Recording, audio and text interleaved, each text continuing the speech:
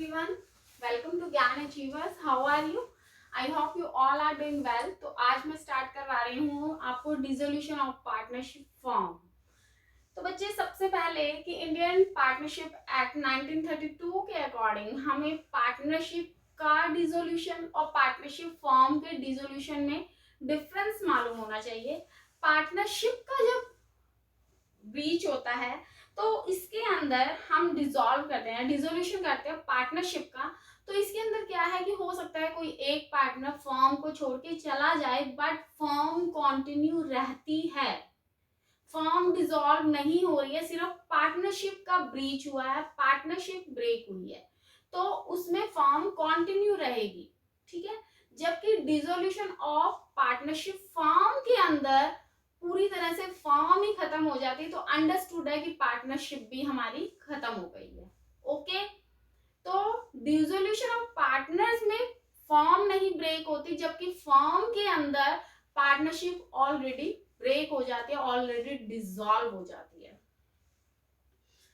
तो अब dissolution of partnership firm के अंदर हम क्या करते हैं, अपने बिजनेस, यहाँ पे हम dissolution of partnership firm read कर रहे हैं. तो पार्टनरशिप फर्म के अंदर क्या होता है कि आप अपने बिजनेस को क्लोज डाउन कर रहे हो.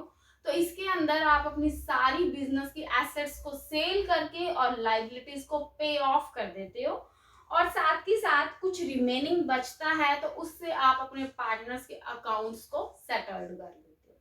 सिंपल सा लॉजिक है ये.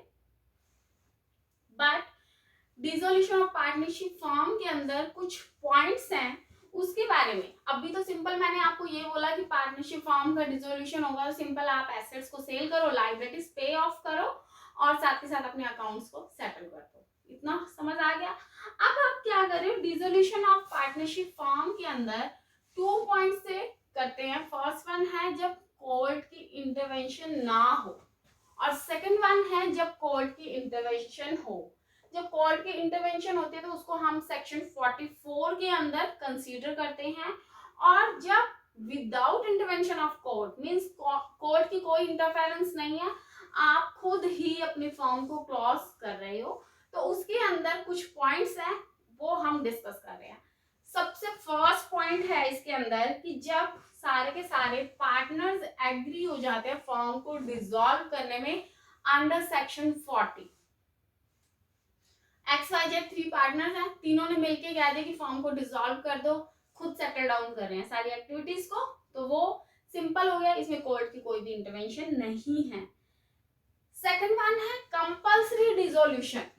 अब कंपल्सरी डिसोल्यूशन में कुछ पार्ट्स हैं वो मैं आपको बोल देती हूँ, बट आपने उसको राइट डाउन करना है. तो उसके अंदर फर्स्ट वन है कि जब कोई पार्टनर या ऑल पार्टनर्स इनसॉल्वेंट बन जाते हैं. जब कोई भी पार्टनर अगर इनसॉल्वेंट है या सारे के सारे पार्टनर्स इनसॉल्वेंट हो गए हैं, ये सेक्शन 41 के अंदर आएगा. नेक्स्ट वन है कि जब आपका फर्म का बिजनेस अनलॉफुल हो जाता है, आप अब लॉ के अकॉर्डिंग काम ही नहीं कर रहे हो, अनलॉफुल हो गया, तो वो भी कंपल्सरी डिसोल्यूशन हो गया. कि एक पार्टनर क्या देता है कि फर्म अनलॉ के अकॉर्डिंग चल रही है, हमें फर्म को डिसॉल्व करना चाहिए, और आप एग्री हो जाते हो. नेक्स्ट वन है जब डिस्ट्रीब्यूशन ऑफ पार्टनरशिप, जो ड्यूरेशन है आपकी पार्टनरशिप वो फिक्स्ड नहीं है, या आपने ये नहीं सोचा कि हमने 5 इयर्स के लिए बनानी है, 10 इयर्स के लिए पार्टनरशिप करनी है, कोई भी ड्यूरेशन फिक्स नहीं है. XYZ 3 पार्टनर जिसमें से X और Y अब अपनी विल से चाहते हैं कि हम पार्टनर को डिसॉल्व कर देते हैं, कि इधर बात आ गई है विल की, कि ड्यूरेशन कोई है नहीं पार्टनरशिप की, और अब आप जो बिजनेस के पार्टनर्स है वो कंटिन्यू नहीं करना चाहते हो, तब क्या हो जाएगा कि विल के अकॉर्डिंग बात चल रही है. जब विल के अकॉर्डिंग बात चल रही है तो वो सेक्शन 43 में आ जाता है. ठीक है. तो तब आप फर्म को क्या कर देते हो, डिसॉल्व कर देते हो. क्लियर हो गया है. और ये है सेक्शन 42 की कोई भी इवेंट ऐसा हो जाता है जिसके अंदर आपको फर्म को डिसॉल्व करना पड़ेगा. अब उसमें से क्या है कि अगर पार्टनर की कोई इंसॉल्वेंसी हो जाती है, इंसॉल्वेंसी ऑफ एनी पार्टनर, ठीक है, कि पार्टनर्स की इंसॉल्वेंसी के टाइम पे आप फर्म को डिसॉल्व कर देते हो. नेक्स्ट वन है कि आपने फर्म को जिस ऑब्जेक्ट के लिए फ्रेम किया था मैं ये इवेंट्स इसके अंदर बता रही हूँ कि कोई भी ऐसा इवेंट हो जाता है कि आपने जिस चीज के लिए फॉर्म को एस्टेब्लिश किया था वो आपका ऑब्जेक्टिव जो है वो फुलफिल हो गया, तब आप फॉर्म को डिसॉल्व कर देते हो अंडर सेक्शन 42। नेक्स्ट वन है कि आपने जितने पीरियड के लिए फॉर्म को एस्टेब्लिश किया था, आपने कहा था कि हमने सिर्फ 5 इयर्स के लिए पार्टनरशिप को रखना है और वो 5 इयर्स आपके कंप्लीट हो गए हैं, तब आप फॉर्म को डिसॉल्व कर देते हो। आई होप आपको ये पॉइंट समझ आ गए होंगे। तो ये क्या आता है जब विदाउट इंटरवेंशन ऑफ कोर्ट होता है। अब क्या है by order of court, that is section 44। जब कोर्ट के ऑर्डर से आप चलते हो, अब कोर्ट का ऑर्डर है कि आपका कोई भी पार्टनर, मान लीजिए जब पार्टनर्स परमानेंटली इनकैपेबल हो जाते हैं किसी ड्यूटी को परफॉर्म करने के लिए, तो कोर्ट क्या देता है कि फॉर्म को डिसॉल्व किया जाए। ठीक है, कि कोई भी ड्यूटी को आप परफॉर्म करने में इनकैपेबल हो, या कोई भी पार्टनर को गिल्टी है कि उसने कोई ऐसा मिसकंडक्ट किया है जिससे फॉर्म को लॉस हो गया है, फॉर्म को लॉस हो गया है और उसके लिए कोई पार्टनर रीजन है या ऑल पार्टनर्स रीजन है कि आपने कोई ऐसा मिसकंडक्ट किया, तो उसके लिए भी जो कोर्ट की इंटरवेंशन उस फॉर्म को डिसॉल्व किया जाता है। नेक्स्ट वन है कि जब पार्टनर ने, आपने जो पार्टनरशिप डीड बनाया था उस पार्टनरशिप डीड को ब्रीच कर दिया है, ब्रेक कर दिया है आपने, अब मान लीजिए कोई भी था कि मैटर कॉन्फिडेंशियल रहना चाहिए और आपने उस कॉन्फिडेंशियल मैटर को किसी के साथ सेल कर दिया है, कोई मिसकंडक्ट कर दिया, कोई अनलॉफुल वर्क कर दिया जिससे आपका पार्टनरशिप डीड ब्रेक हो गया, तो भी फॉर्म जो है वो डिसॉल्व हो जाती है।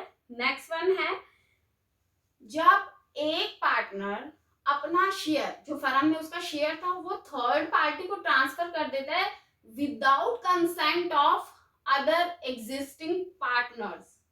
ठीक है, एक्स वाई जेड है, एक्स ने अपना शेयर ए को दे दिया है और वाई जेड को मालूम ही नहीं है, वाई जेड की उसने कंसेंट ही नहीं लिया है, तो कोर्ट की इंटरवेंशन से उस फॉर्म को डिसॉल्व किया जा सकता है। जब फॉर्म को हम चला ही नहीं सकते हैं, फॉर्म को चलाते हैं तो सिर्फ लॉस ही होगा, कोई भी ऐसा ऑप्शन है ही नहीं कि फॉर्म को बिना लॉस के चलाया जाए, तो भी फॉर्म को हम डिसॉल्व कर देते हैं with the intervention of court. Court क्या देता है कि जब फॉर्म ने लॉस में ही चलना है तो आप फॉर्म को डिसॉल्व क्यों नहीं कर देते।